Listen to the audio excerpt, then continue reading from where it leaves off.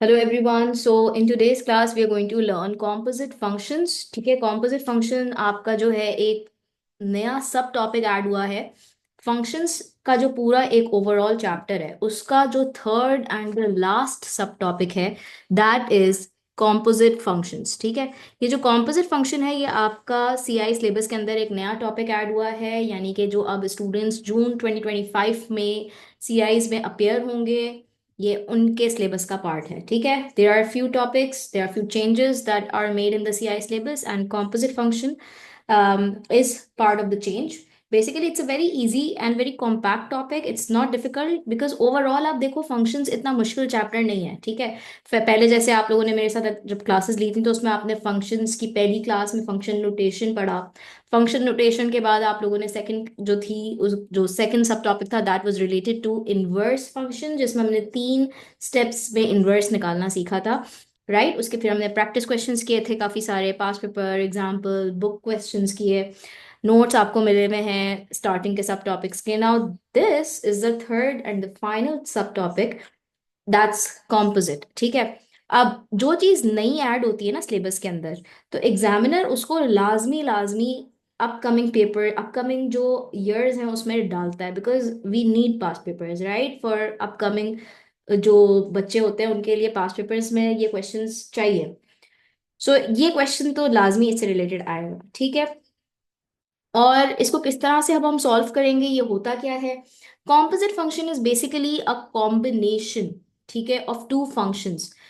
इस सब टॉपिक को समझने के लिए मैं बहुत क्लियर बता रही हूँ कि अगर आपको फंक्शन नोटेशन नहीं समझ आया हुआ, अगर आपको इनवर्स फंक्शन नहीं समझ आया हुआ तो ये फिर आज की ये वाली सब टॉपिक समझना आपके लिए यूजलेस होगा, बिकॉज कॉम्पोजिट फंक्शन में उस सारे कॉन्सेप्ट्स का इम्प्लीमेंटेशन है. ठीक है, so make sure that you have understood the previous concepts first and then you are watching this video. All right, so composite function is the combination of two or more functions to form a new function. यानी कि इसको आप कैसे बोलते हो, जैसे कि f of g of x. Now you can clearly see कि ये दो functions which is f of x and g of x का combination है f of g of x. And it does not mean कि ये आपस में multiply हो रहे हैं. No, ठीक है, इसका मतलब ये नहीं है कि ये आपस में multiply हो रहे हैं, बल्कि इस सिनेरियो के अंदर जो ये जो g of x है उसको आप इंसर्ट कर रहे हो पहले फंक्शन यानी कि f ऑफ x के x के अंदर to form a new function. Miss आपने जो बात बोली है ये थोड़ी सी कॉम्प्लिकेटेड साउंड कर रही है, इसको एक दफा दोबारा बताएं. चले, इसको एक दफा दोबारा इजी तरीके से आपको बताती हूँ एग्जाम्पल के थ्रू. ठीक है, आपको दो फंक्शंस दिए मैं, आपको इन दोनों का कॉम्पोजिट फंक्शन निकालना है, यानी कि आपको f of ji of x निकालना है. इन दोनों को आपको कंबाइन करना है. ठीक है, तो इसमें आपने क्या है ऑर्डर का ख्याल रखना है, यानी कि जी ऑफ एक्स बाद में लिखा है ना, तो इसको आपको एफ ऑफ एक्स के अंदर पुट कर देना. Like basically treat it like this, f of x, treat it like this. Now this x is basically g of x. Now, what does this mean? कि you have to substitute the function of g of x into f of x. So, x square को आपको इसके x की जगह पर substitute कर देना है आसान लफ्जों में. यानी कि जो पहला फंक्शन है f ऑफ x जिसमें 2x+3 है, इस x की जगह पर आपको x स्क्वायर को पुट कर देना है to get a new function. So it will be 2x² + 3 answer. अब आप देख सकते हो कि मैंने इस x को x² बना दिया. ठीक है, पूरा का पूरा g ऑफ x मैंने इसके x की जगह पुट किया है. लेकिन अगर अब आप देखें मैंने इसी एग्जाम्पल को थोड़ा सा ट्विस्ट करके लिख दिया है g of f of x. Now you have to find out g of f of x, which means that ये जो सेकंड पे फंक्शन लिखा है ना f ऑफ x, ये पूरा का पूरा g ऑफ x में पुट होगा. यानी कि आप इसको ऐसे ट्रीट कर लो कि जो g of x f of x जो है वो बेसिकली g ऑफ x है, यानी कि x क्या चीज है, f ऑफ x. अच्छा, अब इसको आसान लफ्जों में मतलब क्या हुआ, आसान लफ्जों में इसका मतलब ये हुआ कि जो आपका f ऑफ x का पूरा फंक्शन है 2x+3, इसको g ऑफ x में जो x है ना वो बना दो. यानी 2x+3 पूरा का पूरा इस x की जगह पर जाएगा और इसका स्क्वायर बन जाएगा. यानी कि ये बनेगा g के अंदर x की जगह पर मैं क्या लिख दूंगी, 2x+3 और ये पूरा है होल स्क्वायर। अब आप देखो कि दोनों के आंसर डिफरेंट है। F of ji of x का आंसर और g of f of x का आंसर डिफरेंट है। डिफरेंट इसलिए है कि ऑर्डर मैटर्स, ठीक है। यानी कि जो चीज पहले लिखी होगी उसके अंदर आपने दूसरा फंक्शन पुट करना है। इसमें एफ पहले लिखा था तो जी को इंसर्ट किया, इसमें जी पहले लिखा था तो फिर उसमें एफ को इंसर्ट किया। therefore order is very important when dealing with the composite functions. alright, so let's do the example so that you can better understand. जैसे पहली एग्जांपल आपके पास आ रही है। अच्छा, फर्स्ट एग्जांपल आपको दो फंक्शंस दिए and you have to find a simplified expression for f of ji of x, which means that आप एफ के अंदर पूरा का पूरा जी ऑफ एक्स पुट करोगे। यानी कि एफ का जो फंक्शन है जिसमें एक्स लिखा है, इस एक्स की जगह पर लिख दें आप लोग x² - 3x।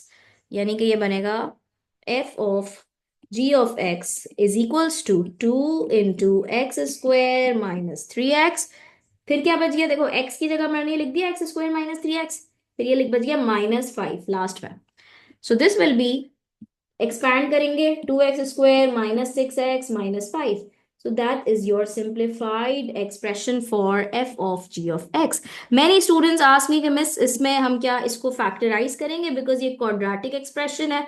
तो बेटा अगर आप लोग इसको फैक्टराइज करना चाहते हो कर लो, कोई मसला नहीं है, लेकिन आपका टाइम और एनर्जी वेस्ट होगा। सही है, इतने जरूरी नहीं है कि आप इतने डिटेल में जाएं, आपका ये काफी है। Okay, let's make a simple line, box नहीं बन रहा। Alright, a simplified expression for f of x और f²x। देखो मैंने और का वर्ड यूज किया।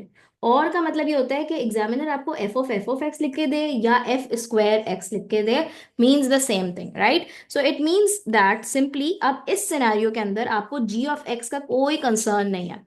सो जस्ट इसको फॉर नाउ इग्नोर करो and follow f of x। So इसके लिए आपको f of x equals to 2x - 5 लिखा हुआ है। अब अगर आपको f of x निकालना है तो x की जगह पर पूरा का पूरा f of x को पुट कर दो, बाकी बच गया -5। So this is 4x - 10 - 5, 4x - 15।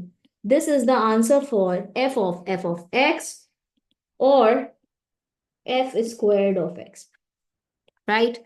Let's move forward. Part C, the value of ji of f of 3।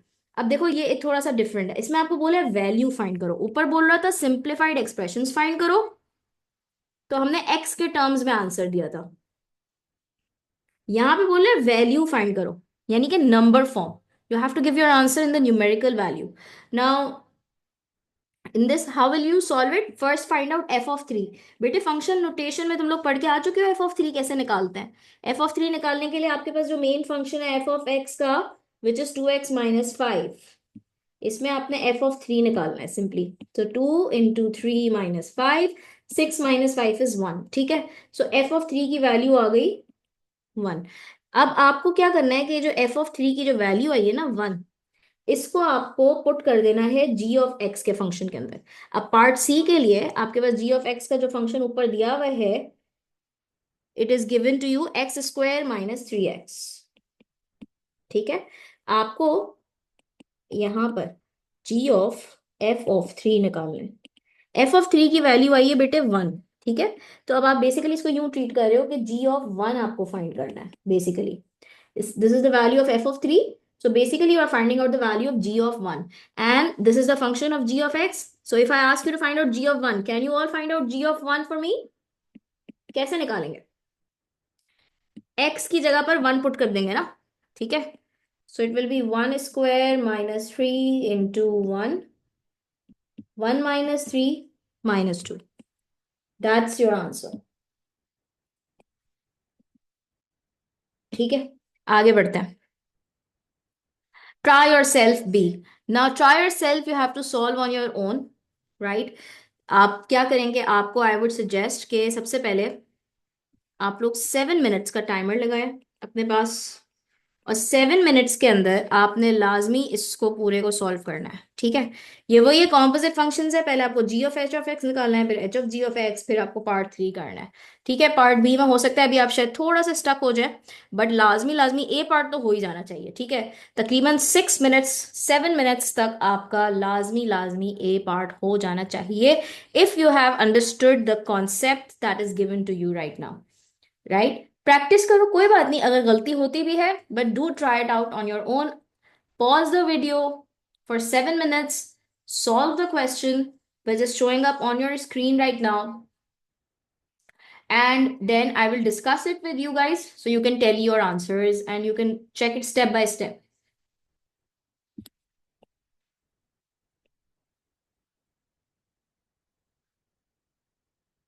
Okay, let's do part A, ठीक है। g of x equals to 7 - x। अच्छा, अब मैं 7 मिनट्स नहीं रुकूंगी, आपको 7 मिनट्स वीडियो पॉज करनी है, right. Pause it and then do it on your own, then you can again play and see. Okay, so g of x is equals to 7 - x है, you have to find out g of h of x, यानी कि जो h of x का पूरा function है उसको g के अंदर पुट कर देना है, यानी कि g के अंदर जो x की जगह है यहाँ पर आप h of x 3x + 2 पूरा पुट करेंगे, but since we have a minus sign in the middle, so we have to use square bracket. So it will be 7 minus, open the square bracket, x की जगह पर आप लिखें 3x + 2, square bracket close। 7 minus square bracket को लगाने का फायदा ही होता है कि जब स्क्वायर ब्रैकेट रिमूव होता है तो अंदर का साइन मल्टीप्लाई होके चेंज हो जाता है बाहर वाले साइन के साथ। तो 7 minus 3x minus 2, so this is 5 minus 3x। This is the answer for g of h of x. After getting this answer, a1, आप नोट करो कि यहाँ पर ऑर्डर डिफरेंट है पार्ट 2 में। ऊपर g of h of x था, नीचे h of g of x है, ठीक है। So h of g of x का answer will be different than g of h of x। और इस बात का मतलब क्या है, h of g of x का मतलब ये है कि जो बेटा आपको यहाँ पर इधर x नजर आ रहे हैं ना, पहले वाले फंक्शन में जो x नजर आ रहे हैं, इस x की जगह पर ये दूसरे वाला फंक्शन को पूरा का पूरा पुट कर दो, यानी कि x की जगह पर पुट कर दो 7 - x। So h of x का जो फंक्शन है विच इज 3x + 2, सो इसमें हम पुट करेंगे 3 × 7 - x, ठीक है। 3 × 7 - x + 2, so let's expand it, it will become 21 - 3x + 2, 23 - 3x। This is the answer of h of g of x. After this, a3 में आपको बोला है h of x फाइंड करें। h of x फाइंड करने के लिए मेरा बेटा इसको इग्नोर कर दो, g of x को इग्नोर कर दो और सिंपली इस पे फोकस करो। अब ये जो x है ना, इस x के अंदर आप पूरा h of x का फंक्शन डाल दो वापस से, यानी इस x की जगह पर आप लोग फिर से पुट कर देंगे 3, ये हो जाएगा 3 × x की जगह पर लिखोगे 3x + 2 और फिर +2, ये लास्ट वाला +2 एज इट इज यहाँ पे आया, ठीक है। बस सिर्फ x की जगह पर आपने ये रिप्लेस कर दिया, सो it will be what 3 × 3x + 2 + 2, so this is 9x + 6 + 2, so this is 9x + 8। this is h of x, और इसको हम क्या कहते हैं, h² of x भी कहते हैं। तो ये आपका आंसर हो जाएगा part a3। Done, let's do part b। Now you have to solve. बेटे सॉल्व का मतलब होता है कि you have to find the value of the unknown variable. Unknown variable here is x, so you have to basically find the value of x by solving the equation h of x equals to g of x। Now h of x आप देख सकते हो कि हमने a3 में निकाल लिया है, तो पार्ट b को सॉल्व करने के लिए फर्स्ट स्टेप आपका ये होगा कि आपको पहले तो g of x find out करना होगा।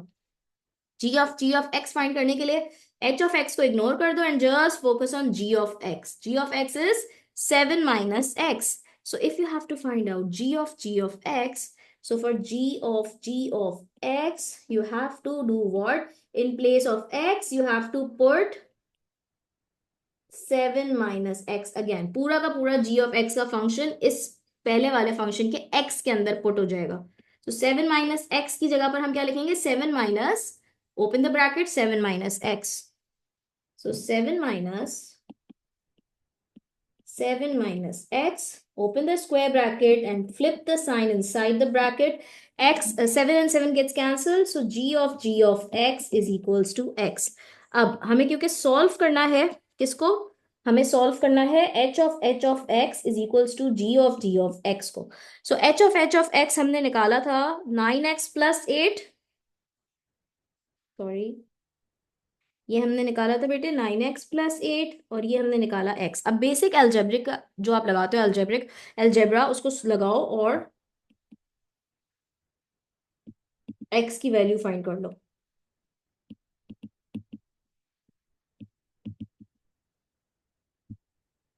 That is your answer of part B. X equals to -1.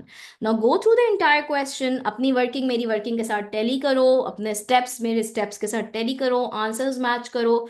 जो आंसर सही है उसको स्टार दो, और जो आंसर गलत आ रहा है उसकी करेक्शन कर लो. ठीक है, लेट्स मूव अहेड, आगे बढ़ते हैं. Example number 2. Now example number 2, आपके पास दो फंक्शंस हैं and you have to find out P of Q inverse of X. आपके पास P ऑफ X है, Q ऑफ X है. ठीक है, अब P of Q inverse of X को आप देखें कि ये पहले एग्जाम्पल है जिसमें हमारे पास अब इनवर्स इन्वॉल्व है. तो सबसे पहली चीज है आपको Q इनवर्स ऑफ X निकालना है, and you have been given the main function Q of X is equals to 3x minus 7. So let's find out the inverse of Q of X. As I said कि जो last आपके topics हैं उसके concept आपको अच्छे से आने चाहिए. तो इनवर्स के हमने क्योंकि 3 स्टेप्स पढ़े हैं, तो हम 3 स्टेप्स अप्लाई करते हैं. It will be y is equals to 3x minus 7. Yeah, that's replace Q of x with y. Step 1 done. Step 2, make x the subject. Step number 3 is to replace y with x and x with Q inverse of x. ठीक है, ये अभी हमारे पास आया है बेटे inverse. अब इस इनवर्स के साथ हमें कॉम्पोजिट बनाना है P Q inverse of x, which means that ये पूरा का पूरा फंक्शन जो है वो पी ऑफ एक्स में जो एक्स है ना उसकी जगह पर पुट हो जाएगा. ठीक है, यानी कि जो क्यू ऑफ एक्स का हमारे क्यू इनवर्स ऑफ एक्स का हमारे पास जो फंक्शन आया है, इस पूरे को आप इस एक्स की जगह पर पुट करोगे. ठीक है, in order to get P of Q inverse of X. So let's combine the two functions. P of Q inverse of x is equals to x plus 7 upon 3 plus 2. अच्छा, अब आप ये देखो, x की जगह पर प्लस 2 था तो x की जगह मैंने पूरा ये चीज लिखी और इसमें मैंने प्लस 2 किया, बट यहाँ डिनोमिनेटर में 4 भी है ना. तो either you guys right it like this upon 4, और what you can do is you can multiply by 1, या फिर इसको यूं कर लो कि आप लोग इसको डिवाइड बाय 4 लिखने की बजाय, ओहो, इसको आप मल्टीप्लाई बाय, एक सेकेंड यार, just a minute.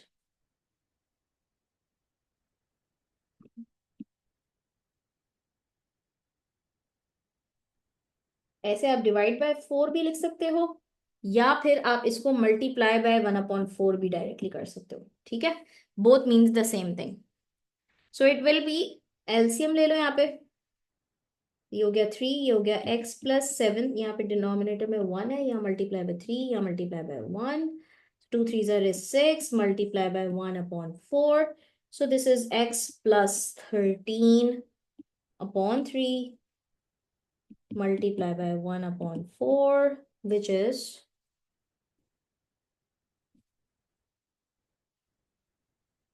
x plus 13 upon 3 fours is 12. This is the answer of P Q inverse of x. ठीक है, तो ये इस तरह से आपने फाइंड आउट कर लिया composite function P Q inverse of x, right. इसके बाद और लेट्स डू एग्जाम इसका पार्ट बी। अब बेटे इसी को आपको बोला है कि सॉल्व करना है। सॉल्व का मतलब होता है फाइंड एक्स, ठीक है। और आपको बोला है कि P Q inverse of x जो आपने ऊपर निकाल लिया है पार्ट ए में, इसका आंसर या इसका फंक्शन आपको माइनस करना है इसको क्यू ऑफ एक्स से, और फिर इज इक्वल्स टू 7/3 है। सो क्यू ऑफ एक्स पहले तो फाइंड करते हैं, ठीक है। क्यू ऑफ एक्स फाइंड करने के लिए हमारे पास गिवन क्या चीज थी? हमारे पास गिवन है क्यू ऑफ एक्स सवाल में। क्यू ऑफ एक्स हमें बेटे सवाल में क्या दिया है? 3x - 7, देखो ये दिया हुआ है, ठीक है ना। अब इसको लिखा 3x - 7, this is given in the question, and now you have to find out q of x, which means that you have to plug in the entire function of q of x over here in place of x। अब इसको expand कर लो, ये हो गया 9x - 21 - 7, 9x - 28। Alright, सो ये आपके पास आ गया बेटे क्यू ऑफ एक्स। अब आपको इसको और इसको माइनस करना है। So P Q inverse of X ऊपर आया है x +13/12 minus 9x - 28, but since there is a minus sign तो बेटे स्क्वायर ब्रैकेट लाजमी बना लो, ठीक है।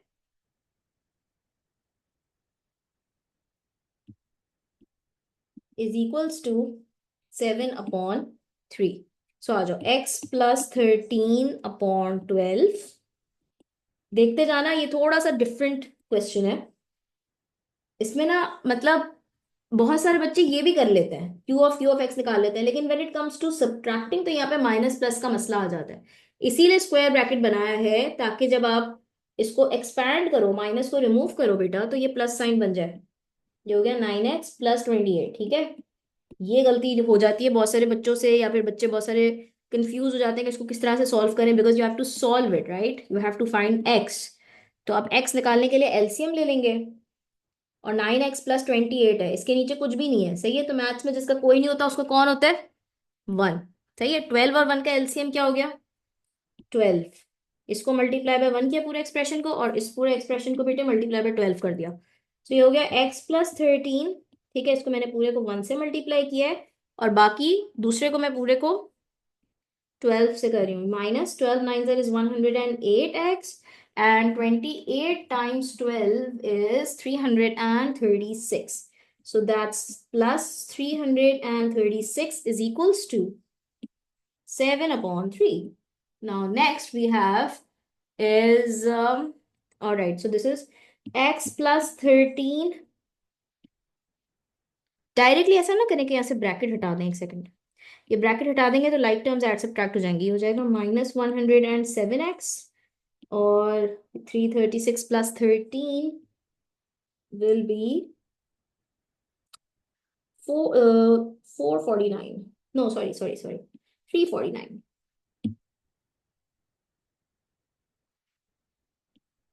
ठीक है, upon 12 is equals to 7/3। Let's simplify the denominators, 3 1s are 3 4s are, and then cross multiply। बहुत सारे बच्चे कहते हैं कि मिस आपने यहाँ पे क्यों सिंप्लीफाई किया है, यहाँ पे कैसे हो गया डिनोमिनेटर सिंप्लीफाई, डायरेक्टली आप क्रॉस मल्टीप्लाई कर देती। तो ऐसे भी हो सकता है कि आप डायरेक्टली क्रॉस मल्टीप्लाई कर दो, ठीक है, बट बेटर ये होता है कि यहीं पे कैंसिल कर दो। नंबर जितना जल्दी छोटा हो जाए उतना सुकून हो जाता है मैथ्स में।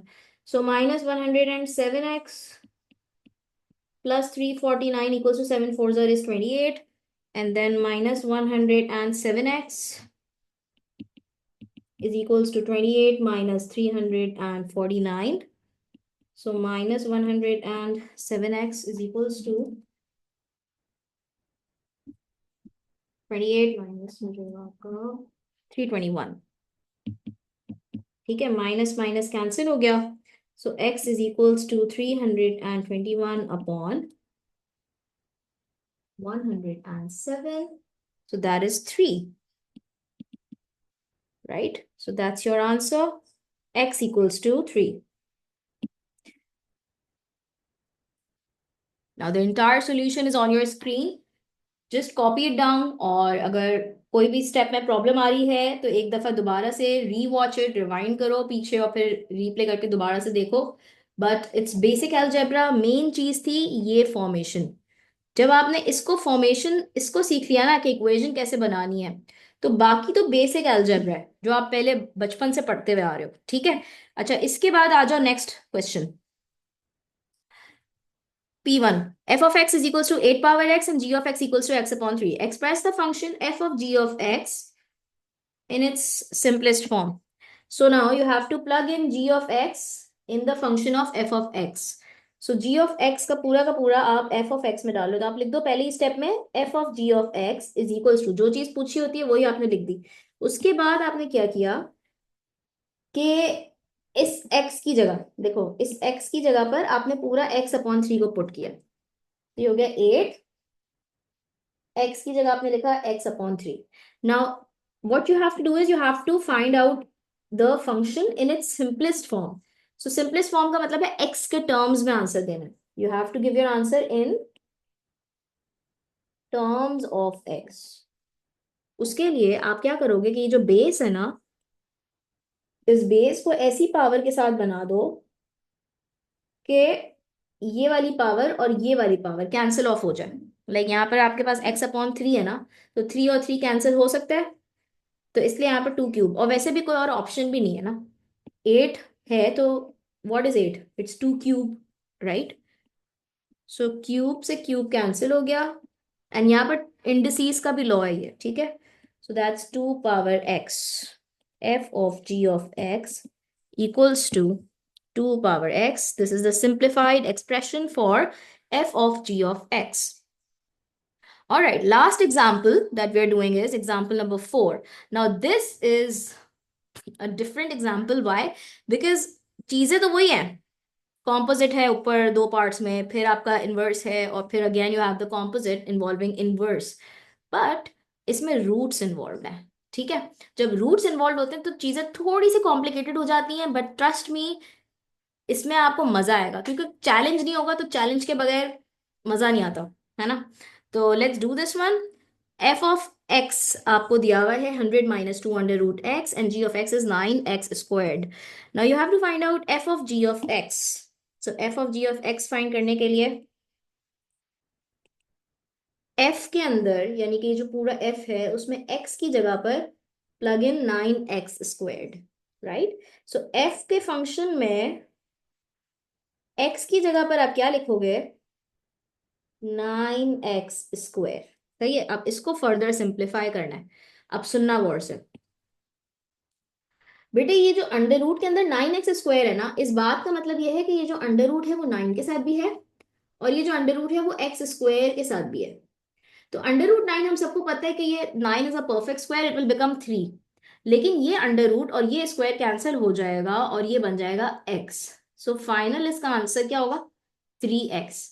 यानी कि अंडर रूट 9x स्क्वायर का answer will B 3x।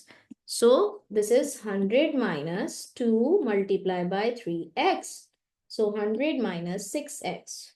This is the expression for f of g of x. Answer part B, g of x। जब भी आपको इस तरह की चीज बोले तो जी स्क्वायर्ड ऑफ एक्स निकालना है, तो आप दूसरे वाले फंक्शन को कटा दिया करो थोड़ी देर के लिए, ठीक है। अब आपने क्या करना है कि जी स्क्वायर्ड ऑफ एक्स जो है, यानी कि इसके अंदर एक्स की जगह पर पूरा 9x स्क्वायर वापस से प्लग इन करो। गौर से देखना, g of x is equals to, that will be 9। X की जगह पर मैं क्या लिखूं, इस एक्स की जगह पर मैं पूरा लिखूंगी 9x स्क्वायर्ड। सो मैंने यहाँ पे ब्रैकेट खोला, मैंने लिखा 9x स्क्वायर। ब्रैकेट क्यों खोला, क्योंकि इस x के ऊपर ये स्क्वायर भी तो है, यानी x पूरा 9x स्क्वायर और फिर ओवरऑल स्क्वायर, तो 9x square whole square. Now what you are going to do is simply, पहले मल्टीप्लाई करने से पहले, भाई सुनो, मल्टीप्लाई नहीं कर देना, ये स्टूपिड मिस्टेक नहीं होनी चाहिए। पहले ब्रैकेट को सॉल्व करते हैं, ठीक है। तो 9 का स्क्वायर होता है 81, और x की पावर क्या हो गई, 2 2 जा 4, राइट। अब 81 मल्टीप्लाई बाय 9 आ जाएगा 729 x to the power 4। This is your answer of g of x. After this, let's do part C. Part C आपको कह रहा है एफ इनवर्स ऑफ एक्स निकालना है। स्पेशली मैंने ये पार्ट डाला क्योंकि इसमें बेटे रूट इन्वॉल्व है और इसका इनवर्स निकालना है, ठीक है ना। सो 100 माइनस 2 अंडर रूट एक्स, ये आपको फंक्शन दिया हुआ है और इसका इनवर्स निकालना है, ठीक है। गौर से देखना, पहला स्टेप क्या होता है इनवर्स के लिए, replace F of X with Y. Step one done. Step two, make X the subject.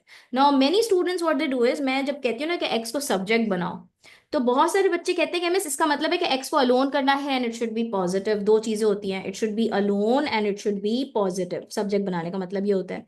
तो बेटे इसको सब्जेक्ट बनाना है, पॉजिटिव करने के लिए आप देखें कि अभी ये नेगेटिव साइन के साथ है, तो इस पूरे को ना माइनस 2 अंडर रूट एक्स को आप दूसरी साइड ले जाओ और वाई को इसकी प्लेस पे ले आओ। You have to swap these two. बहुत सारे बच्चे कहते हैं कि मिस हम इसको यूं ना करें कि हम इसको यहीं रहने दें, 100 को वहां ले जाएं, ठीक है, यानी कि Y minus 100 equals to minus 2 under root X है। तो बेटे ये भी सही है, बट इसमें क्या होगा कि जब तुम लोग आगे आगे जाओगे ना तो तुम लोग थोड़ा सा शायद हो सकता है कंफ्यूज हो जाओ because of this negative sign, right. So better option ये है कि स्वैप कर दो इन दोनों को। So 2 under root x equals to 100 minus y. So this will be under root x equals to 100 minus y upon 2. Now since you have to remove the under root, so take square on both sides.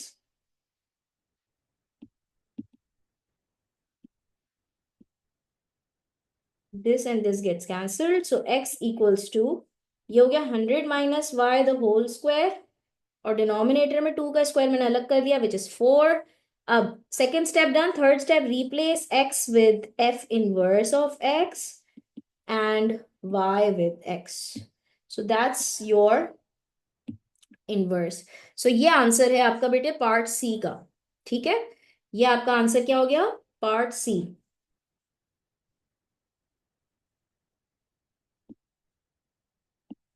After part C let's do part D, g inverse f inverse of x। ये पूरा A B C अभी आपकी screen पे आ रहा है, सही है। So you can have a look. After part C, we are going to do now part D, which is G inverse F inverse of X. अच्छा आप देखें पार्ट डी के लिए F inverse of X हमने part C में निकाल लिया है। जो हमने यहाँ पे ये चीज निकाली है उसी को हम यहाँ पे यूज करेंगे, लेकिन हमारे पास अभी G इनवर्स नहीं है। तो पहले हमें मेन G ऑफ X का फंक्शन यूज करना है और इस फंक्शन को यूज करके G इनवर्स निकालना है पहले तो, ठीक है। So for part D, let's do part D over here on the next page. G inverse निकालने के लिए हमें जी ऑफ एक्स का फंक्शन दिया हुआ है 9x²। So y is equals to 9x², y upon 9 equals to x²। So this is y upon 9 equals to x²। This and this gets cancel बेटे, plus minus के साथ आएगा। सो अगर आप प्लस माइनस नहीं भी लगाएं तो मसला नहीं है, लेकिन प्लस माइनस इसमें आएगा, ठीक है। जी इनवर्स ऑफ एक्स। अब इसके बाद आपको आगे क्या करना है कि आपने जो जी इनवर्स ऑफ एक्स निकाला है, और अब आप क्या करोगे कि एफ इनवर्स ऑफ एक्स को जी इनवर्स के अंदर पुट कर दोगे।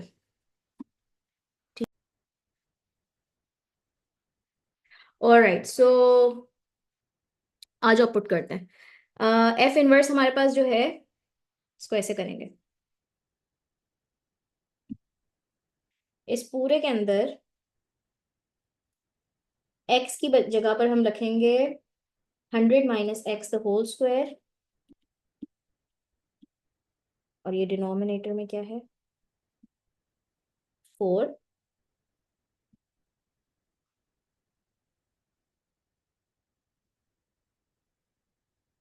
और ये ओवरऑल इसके नीचे है 9, सही है। अब इसको फर्दर करेंगे तो देखो ये पूरे के ऊपर भी अंडर रूट है, न्यूमरेटर के ऊपर भी अंडर रूट है, जिसमें से 100 माइनस एक्स के ऊपर भी अंडर रूट है, तो ये और ये कट जाएगा। अंडर रूट 4 क्या बनेगा, अंडर रूट 4 2 बनेगा, और अंडर रूट 9 जो है वो क्या बनेगा 3। इसलिए मैंने बड़ा सा अंडर रूट साइन बनाया है। आप देख सकते हो कि इस एक्स की जगह मैंने पूरा इस एक्सप्रेशन को पुट कर दिया है जो एफ इनवर्स ऑफ एक्स का फंक्शन था, पूरा इसको मैंने रिप्लेस करा है, और फिर अपॉन में 9, ठीक है। So this will become 100 minus x upon 2 divided by 3. So this will be 100 minus x upon 2 multiply by 1 upon 3. So this is 100 minus x into 100 minus x upon 2 3s are 6.